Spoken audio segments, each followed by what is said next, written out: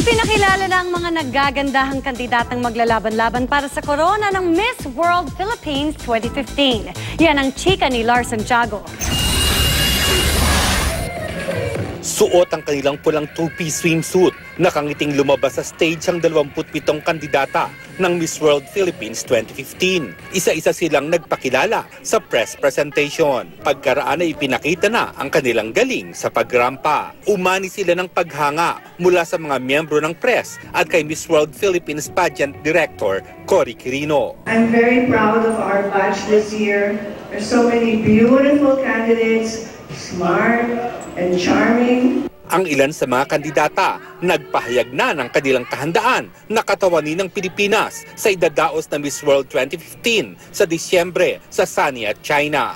Not just because I want to wear the crown, not just because I want to pursue my dream to compete internationally, but I want to help the special children. I want to help the people who are in need. Well, I love sharing my talent with others.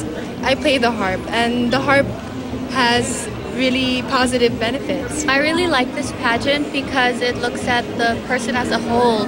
So I think I'm pretty well-rounded. You know, I'm good at sports and I have an advocacy, I have the heart to serve. Ang Miss World Philippines 2015 Grand Coronation Night ay gaganapin sa October 18 sa The Theater sa Soler Resorts and Casino at mapapanood ng live dito sa GMA. Lars Santiago, updated sa Showbiz Happenings.